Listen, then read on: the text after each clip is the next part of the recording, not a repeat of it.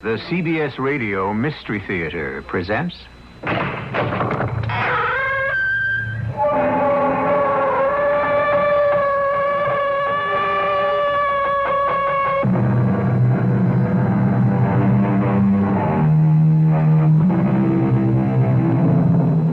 Come in.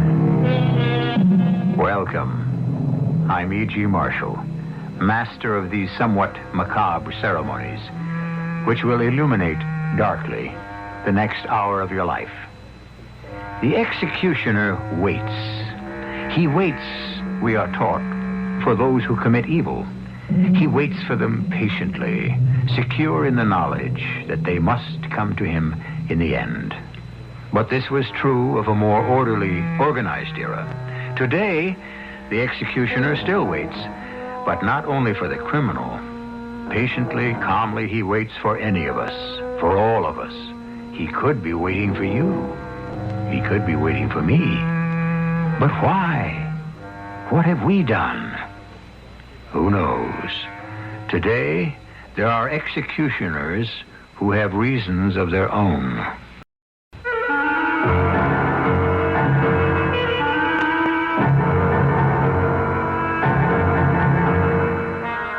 Our mystery drama, The Little Old Lady Killer, was written especially for the Mystery Theater by Sam Dan and stars Diane Baker and Ann Seymour.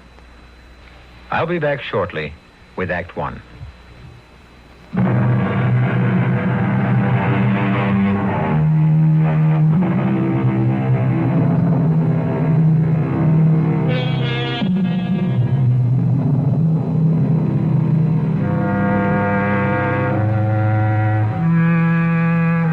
Some people die for serious reasons, and some people die for trivial reasons, and some people die for no reason at all.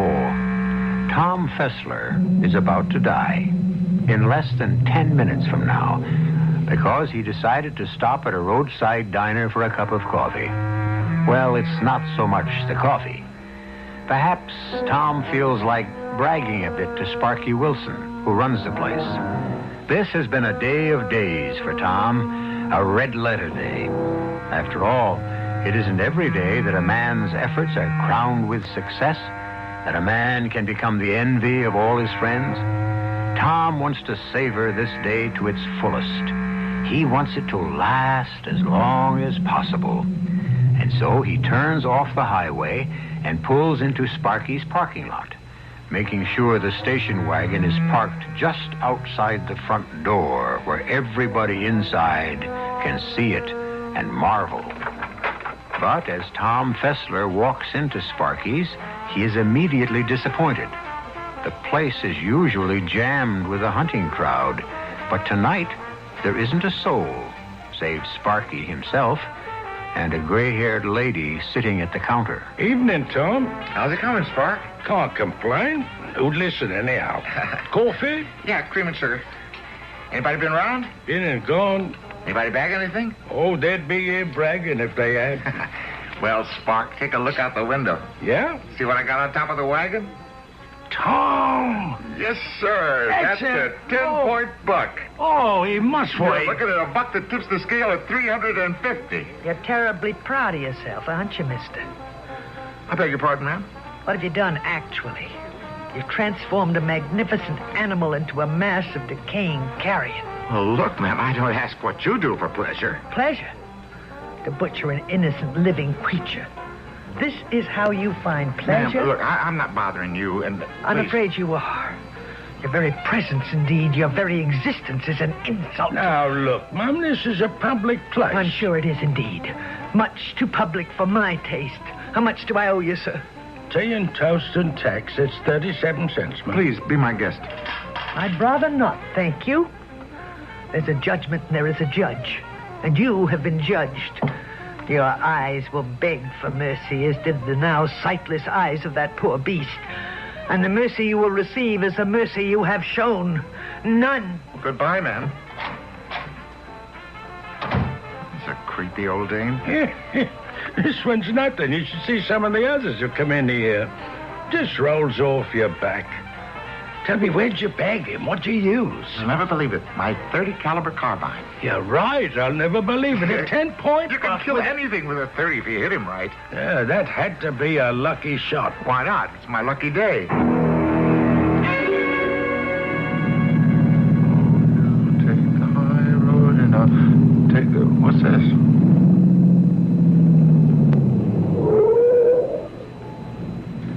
Thank you, sir. Thank you for stopping. Well, look who's here. Aren't you the lady that gave me that hard time back in the diner? My car, it simply won't go. Well, ma'am, if you ain't too proud to accept a hand from a killer of innocent animals... My car, it just won't go, and I'm stuck in the middle of absolutely nowhere. Okay, ma'am, you just hold on. Let me get my flashlight and take a peek under the hood. Well, you got against hunting anyhow, ma'am. It's a good, clean sport. Okay. Now, let's check her out and see what's wrong. You want to get in there and turn on the ignition? No. Just turn over... What do you mean, no? I don't want to turn on the ignition just yet. Why not? Turn around. Huh? But that's a little pistol. Yes. I intend to kill you. You crazy? What do you want to kill me for? That poor animal lashed to the roof of your station wagon probably asked the same question. You can't, lady. Pray. Now look. Probably need another shot. Did you use more than one? Lady. Your eyes. I told you they would beg for mercy. How large they are, how round, Please. how bright. Please, lady. I told you. The mercy you will get will be the mercy you have given. Please, don't. Have you ever shown mercy? Here is a doctor. Justice. Justice.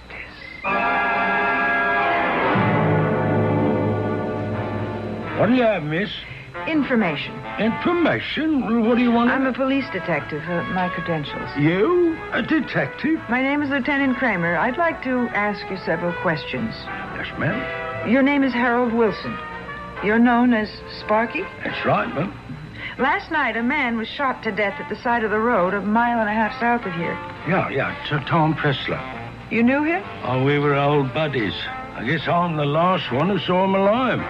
That is, aside from the killer. When did you see him? Well, he was in here. It was about 10:30. When he left here, was there anything unusual about his manner? No, he was laughing and joking. You know, he'd bagged himself a deer and... He was in this place at 10:30.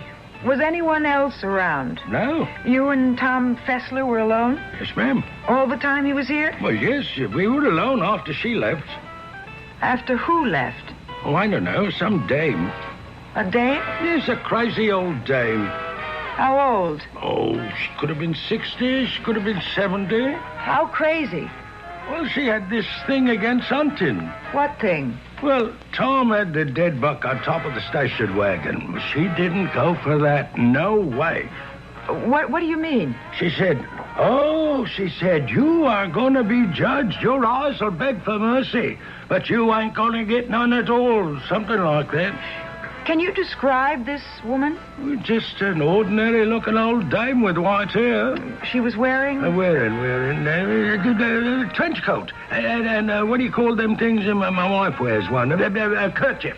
A kerchief round her head. Oh, what color was the trench coat? Well, trench coat color. You know, cocky. What color was the kerchief? Well, it was blue. Yeah, kind of a bright blue, yes. You'd never seen her before? No, I tried to keep nuts out of here. I don't mean nuts exactly. I'd starved to death. I mean the kind of nuts who starts fights. You didn't say she started a fight. She was going at it pretty good, you know. This and that and the other thing about butchering poor innocent animals. She walked out of here mad. How mad? Well, mad enough to kill somebody. Except she wouldn't do it. Why do you say that? Well, how could she? She's so dead set against killing. We know it was a woman, Inspector. Look, Louise, just because Fessler had a few words with an old dame back in the diner. Put the old lady aside for a moment. Look at the rest of it. It's late at night. He's got this dead animal on the roof of his car. Suddenly he stops. Why? You can see he was speeding by the skid marks. He pulls over to the shoulder. You can see the tire treads clearly in the dirt. And there was another car there, too, parked and waiting. How can you tell? They were tire marks. You can see what happened. A woman flagged him down. Why do you insist there was a woman? Well, he wouldn't have stopped for anyone else, given the lateness of the hour and his rush to get home. So, it's a woman in trouble. What kind of trouble? Car trouble. Well, that's good theorizing, Louise, but you need something solid or specific to support But it. I do have something solid, and it's in the report. What? Found at the scene. A flashlight with Fessler's name stamped on But it. that flashlight doesn't necessarily prove... Picture it, Inspector. A woman flags him down. She says she has car trouble. The normal thing for him to do is to take the flashlight so that he can look for Well, it. from what we know about Fessler, he was a big-hearted guy. He might have also stopped to help out a man. The gun. What about the gun? A .22 caliber. It's not a man's gun. Oh, now, Louise, I know of guys who committed murder with those little pistols. But your average killer, who's a man, likes a good-sized weapon. It's all part of his psychosis. Now, go back to my little old lady in the diner. Yeah? She's basically afraid of guns, so she uses the smallest one possible. Why does it have to be your little old lady? Suppose she was young, good-looking. He fixes her car and says to her, "Now, wouldn't you like to thank me?" He forces her to thank him. With a couple of .22 caliber bullets. Yeah. But your young lady doesn't exist. My old lady was in the diner. She goes around passing judgments. She loves animals. She hates hunters. She goes down the road a mile or so, pulls over, waits, and flags him down. How are we going to find an old lady in a khaki trench coat and a blue kerchief? Inspector, I'm afraid we haven't heard the last of her.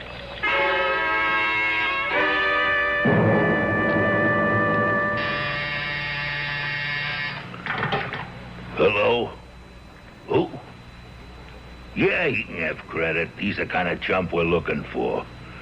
But you gotta let him win a couple of hands. One or two big pots, and he's hooked. I'll be out in a little bit. Sure. Good evening, Mr. Weller. Huh? Mr. Arnold Weller? How'd you get in here? We have some business to discuss. Look, lady, I don't know how you got in, but before I throw you out, let me wise you up. Hundreds of old dames like you come around beefing because her husband's lost money gambling in my joint. But it's legal. The place is legal. I got a license. My husband never gambles. Neither do I. Well, what do you want? What's your name? My name is Bernadette Cobb, Mrs. J. Martin Cobb. My consuming interest... Look, lady, I don't have time. You have time. You have all of eternity. Now, look, I don't want to be impolite, but beat it. Certainly. After I attend to my business. In my purse, I have a... Here it is. Hey, put that thing down. What are you pointing that gun at me for? I intend to kill you. Look, all I do is run a joint. People come here, they gamble. I don't force nobody. I don't care about this place, Mr. Weller. What place you talking about? I don't own any... The other place, Mr. Weller. The other place. What other place? Look, you got it all wrong. The other place. The other barbaric, sadistic, fiendish, infernal place. No, don't. Please. I'll give you some dough. And I'll give you justice. Justice.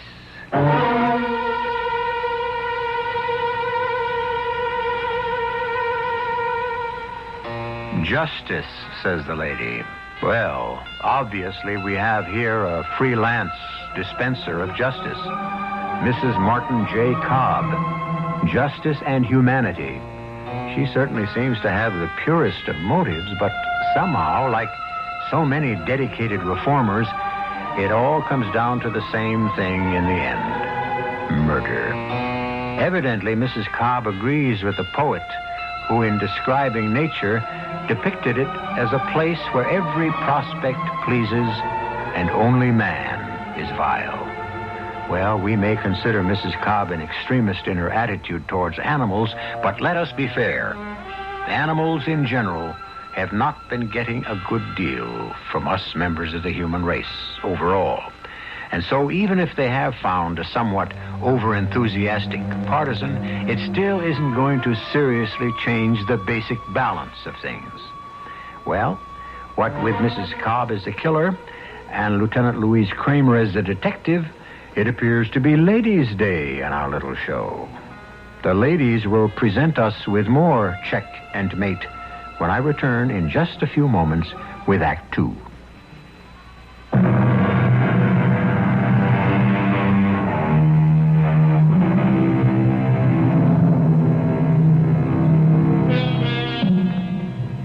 Wasn't it one of our outstanding men of letters, Mr. Henry David Thoreau, who said, "If a man does not keep pace with his companions, perhaps it's because he hears a different drummer.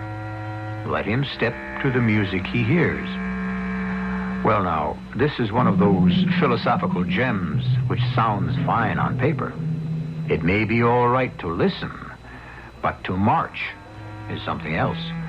Mrs. J. Martin Cobb has been marching to the beat of her own drummer lately, and so far, she has killed 2 people.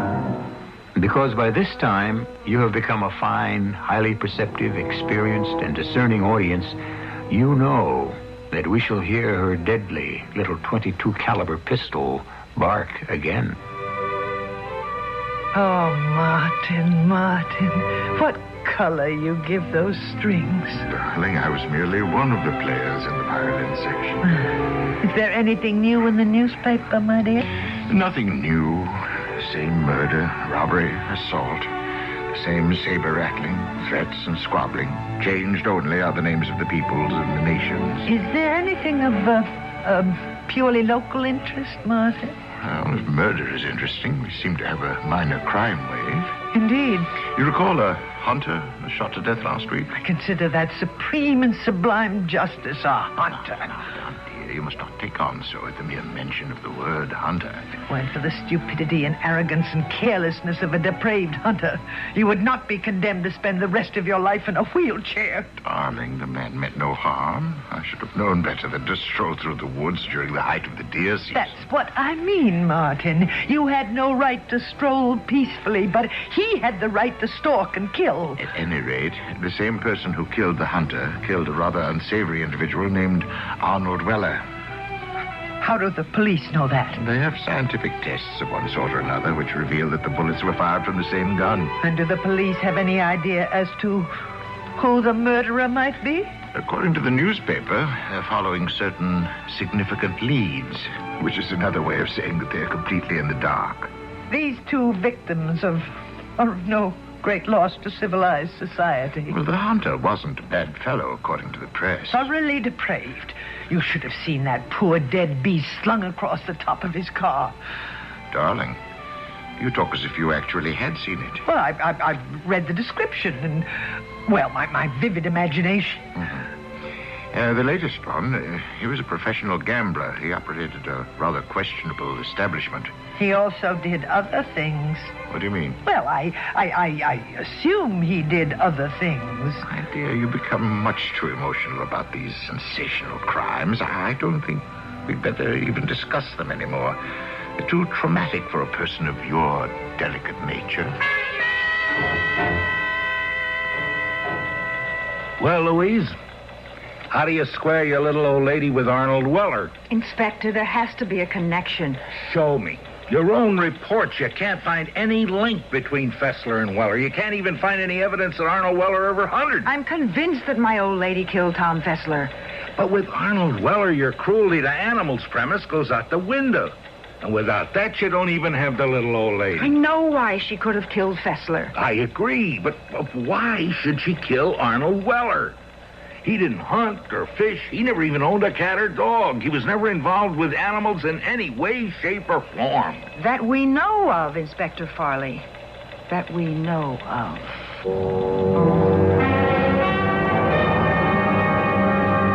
Well, if it ain't the lady detective.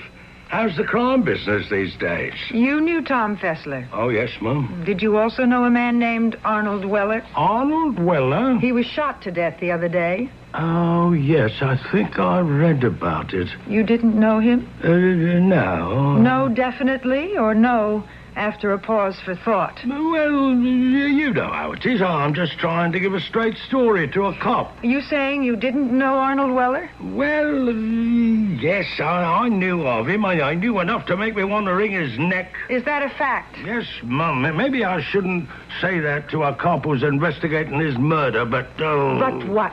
Oh, he had a little action going there. I just couldn't see it all.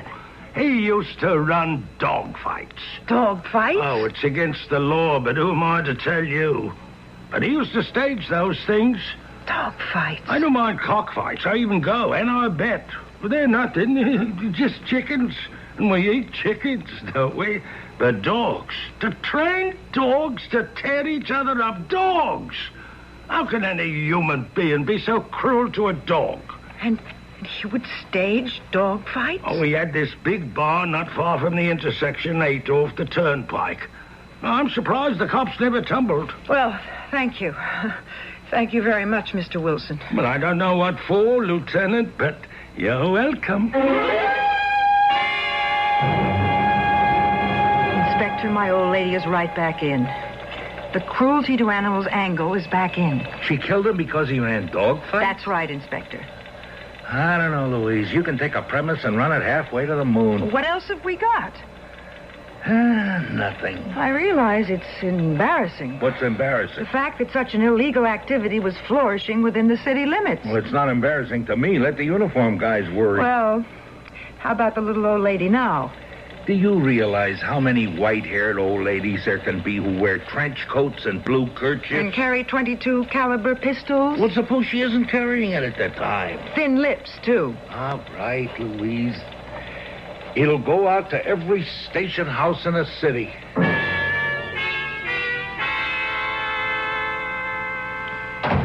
Bernadette? Yes, I'm home. I'm furious. But why, my dear? Why? I don't know if I can talk about it. Now, surely. No, it was too terrible. Now, perhaps if you told me. No, I mustn't. My darling, when you share a load with someone, it's only half as heavy to carry. No, there's no point in making you as furious as I am. Darling, perhaps a nice hot cup of tea. Usually in those matters, I have been prepared to act almost on the spot, but this time I lack the proper... Yes? The proper what? My dear, you two talk in riddles, you know. Her day of reckoning is soon to be upon her. Day of reckoning? My dear, you do say the strangest things. Oh, I'm sorry. I shouldn't have upset you, Martin.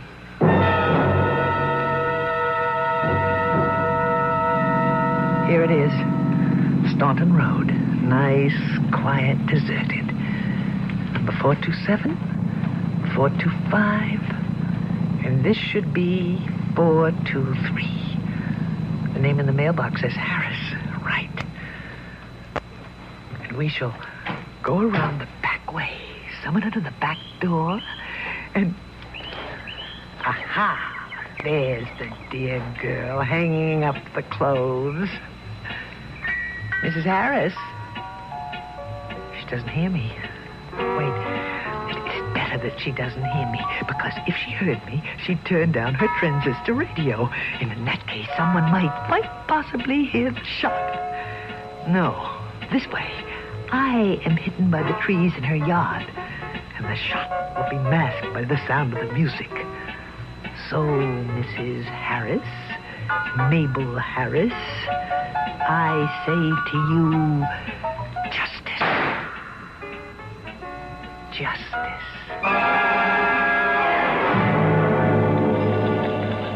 I don't know, Louise. We may have your old lady. Who is she, Inspector? If she's your old lady, her name is Mrs. J. Martin Cobb. Who found her? A very smart young rookie cop. He saw this old lady going into an apartment house on his beat. He stared at her because she was wearing the blue kerchief and the khaki trench coat, see? All right. It seemed to him she was uncomfortable just because he was looking at her. I understand. It's that extra sense every good cop develops, but he must have been born with it. Well, he remembered. He'd seen her come in and out of the house dressed just that way, but the next time he saw her, after he gave her the once-over, she dressed differently. How differently? Blue coat instead of a trench coat, and no more kerchief. And she even had a different hair color. It's if she's on to something. Ooh, let me get Sparky Wilson. Do you want to be in on it, Inspector? Something tells me I'd better.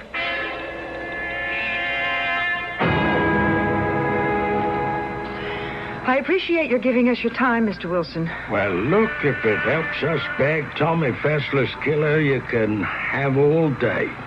Look through the windshield. Look at the people coming toward you. And if any of them reminds you of anyone you've ever seen before... Well, this guy coming along here, he reminds me of a guy I was in the army with. But he's different. And that young Tame, Lord love me, I used to run around with a chick like that. Oh, look, how can this be helped? Just keep it up, please. And that older dame, she's turning into the apartment house. She reminds me... Yes? Where have I seen her before? Have you seen her before? That's her. The old woman who was in my diner the night Tom Fessler was killed. The one who threatened him with retribution? She's got different hair, but I'd never forget that face. Well, Inspector, Well, what, Louise? do I pick her up? And suppose she doesn't have the gun. You realize the only thing that can hang her is a .22 caliber, nothing else. Suppose I arrest her right now. Suppose she isn't carrying the gun. No, the only thing we can do is put a tail on her, have her shadowed night and day, and wait until she wants to use that pistol again. But if we delay, it could be too late. And if we move now, it could be too early.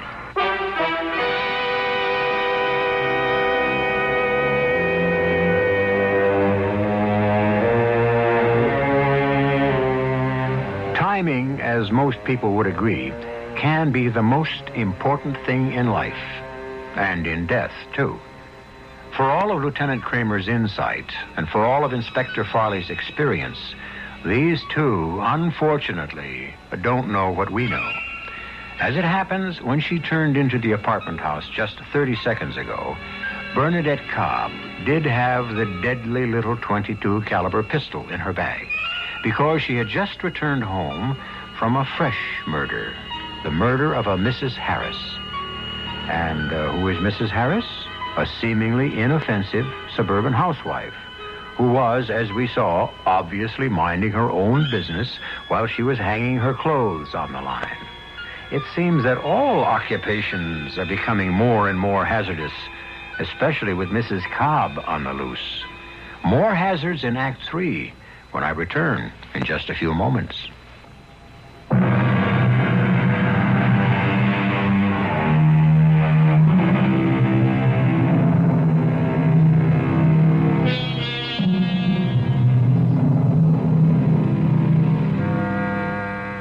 Cracking a murder case can be like splitting a diamond.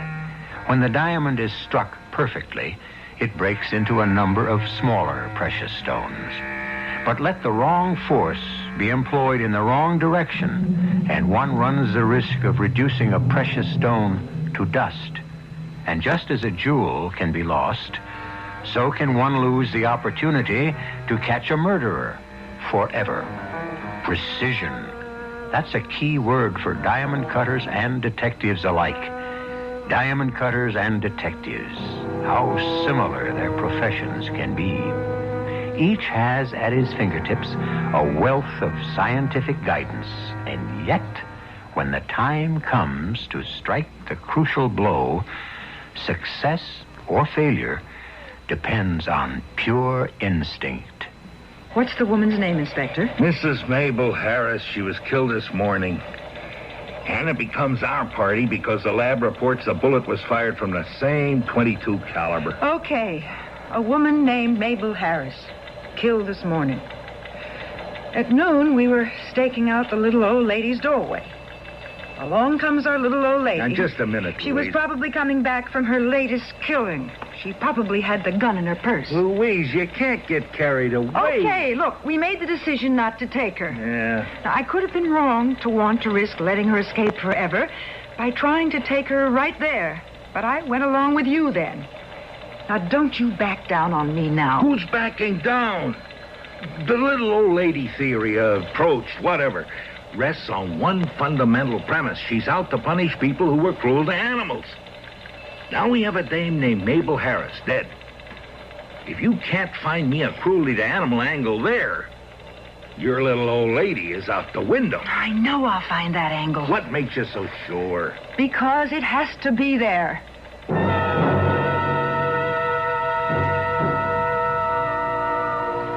Bernadette? Yes, Martin, my dear. Is everything all right? Of course. Are you sure? My darling, why do you ask? Because you seem so out of sorts lately. Oh, do I? For one thing, you insist on wearing that ridiculous red wig. Is it ridiculous, Martin? Darling, your own hair is so soft and silky. Why would you even think of hiding it? Because, darling, there may be danger. Danger? From whom? Oh, my dear Martin, you've been away from the world so long, confined here the way you are. You don't know what it's like on the streets anymore. Bernadette, what's troubling you? What's really troubling you? I feel that people are looking for me. Looking for you? I feel their eyes seeking me out, searching for me. Dear. You've been working so hard to support both of us. You're just exhausted, physically and emotionally. Now, sit beside me. Here. Now rest. Relax. Close your eyes. You'll feel better. Yes, my darling. I'm tired. I'm so tired. Mr. Harris, did your wife have any enemies that you knew of? Enemies? Mabel with enemies? Everybody loved Mabel. A woman, kind, loving, generous woman, hanging up her clothes in her own backyard. Some depraved subhuman Harris. beast. Just answer one question. How did your wife feel about animals? Inspector, is this woman for real? How can anybody in their right mind ask a question like that at a time like this? Do you suppose you could answer it? Mabel loved them. A stray dog couldn't walk down the street, but she'd give him something to eat. What do you mean by that question? She made a mistake. One very, very unfortunate mistake. But it was an honest mistake. You don't know how sick that mistake made her. What mistake? Well, that's why when this lieutenant asked a question about animals, it was as if she was trying to make poor Mabel be some kind of a monster. I'm afraid I don't know what you're talking about. Genghis Khan. Genghis Khan? Her big Doberman pincher. He was big, mean-looking, and that's why she called him Genghis Khan. But he was really very gentle. Yeah? Yeah, he'd been sort of out of sorts. A couple of days ago, she thought she might drop by the vet. Well, she had some shopping to do first, and so she stopped off at the supermarket. Yeah. And she parked in the lot. You know, the heat wave we've been having.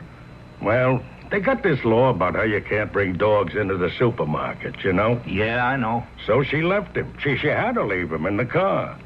Well, she never does this. I mean, she's always sure to leave one window open. But that day, she just wasn't thinking. Well, maybe being sick and all, Genghis was so quiet she may have forgotten he was inside. But she closed all the windows. Oh. And she ran into some people she knew, and you know how women are. They can gab about nothing for hours. It was a terrible hot day, and the sun boiled down the inside of the car, and after a while there was a commotion out on the lot. Some people must have noticed a dog just lying on the seat. He was a big dog. Yeah, go on, Mr. Harris. He was dead. And people were angry. And they were saying, find the owner of that dog and that person should be arrested. And Mabel, she remembered she told me there was one old lady there who was shouting, the person who owns that dog should be shot. A little old lady.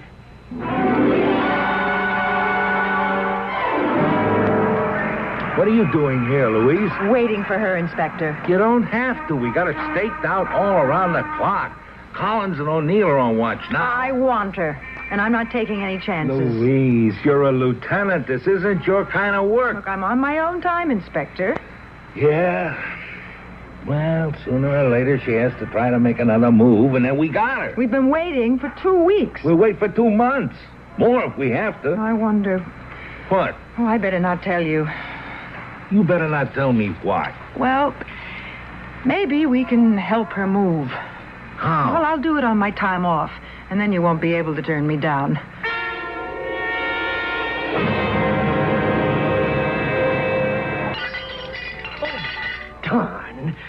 darling, you're so nervous. That was one of the few plates we have left from our wedding.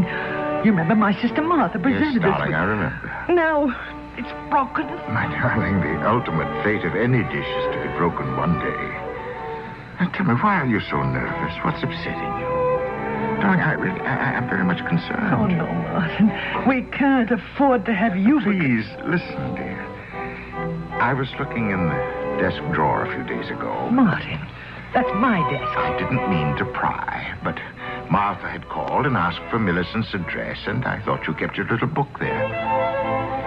Bernadette, why do you have a pistol? Oh, darling, the world has become so dangerous. Thieves, bandits, burglars... But the only function of a pistol is to kill somebody. You don't know what the world has become. We must be able to protect ourselves. To kill is a sin. Martin, I know the kind of world you want, and we shall have it. Certain people must be taken care of first. What are you talking about? Oh, nothing. Now, please, you must get rid of the pistol. Why? I'm afraid. There are times when you show so much anger. I don't think it's wise for you to have a gun. Martin, don't be silly. I couldn't kill anyone. Well, this gun, it's just to scare people with. I'd feel better if you'd let me make sure about that. What did you say, Martin? What do you mean? Make sure of it. Nothing, dear. Nothing at all. Sometimes I just talk aimlessly. Forget it.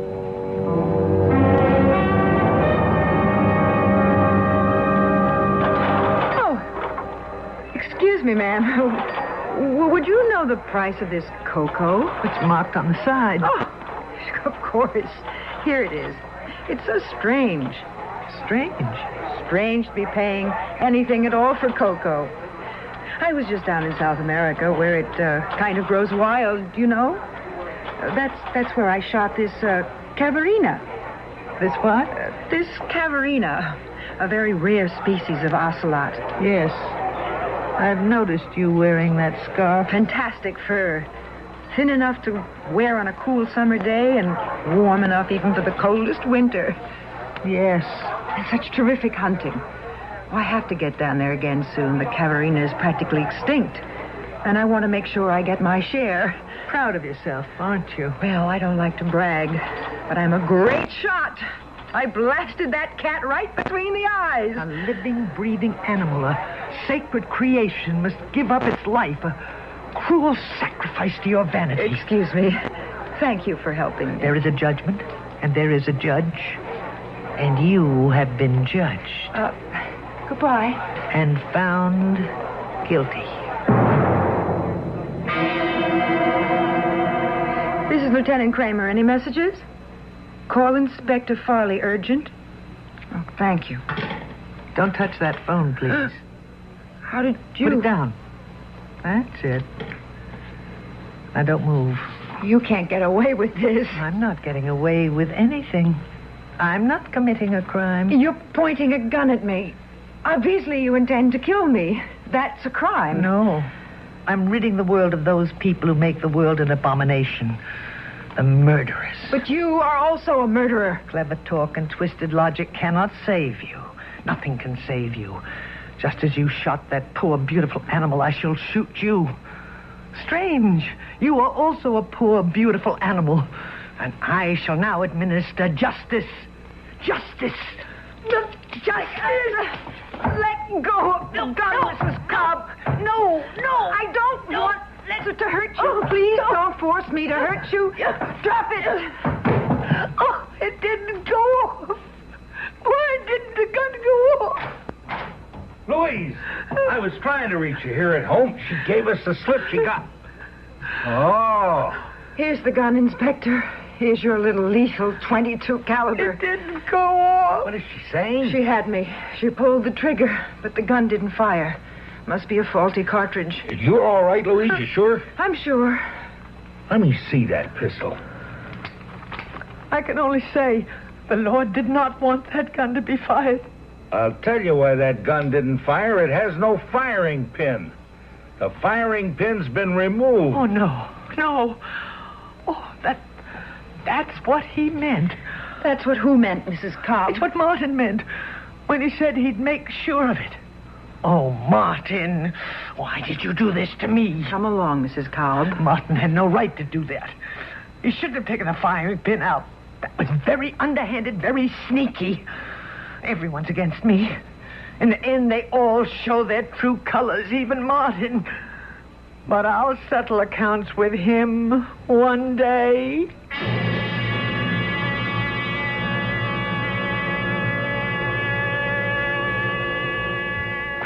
Eventually, I think she forgave Martin. As you might suspect, the little old lady killer has been committed to an institution. And since Martin would be all alone in the world, he lives there too and helps take care of her. However, it's hard to say. She could be biding her time and awaiting her opportunity, as are so many other people, all of whom are certainly acting from the purest of motives. What a world it used to be, that only demons and devils and the blackest-hearted villains were the killers. But what do you know? It seems that some very fine people are moving into it also. And so, if you should be rudely snuffed out, the chances are that you might have been murdered by a very nice person. I shall return shortly.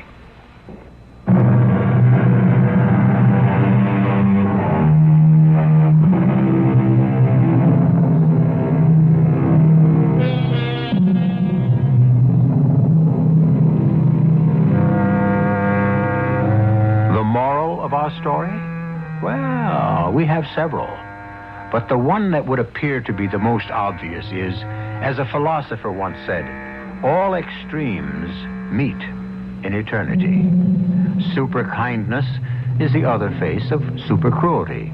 Obsessive love is the other side of super hate. And isn't it strange sometimes that so many people who so strongly protest cruelty to animals tend to overlook cruelty to one of the most prevalent animals on this globe, Homo sapiens. Well, why not?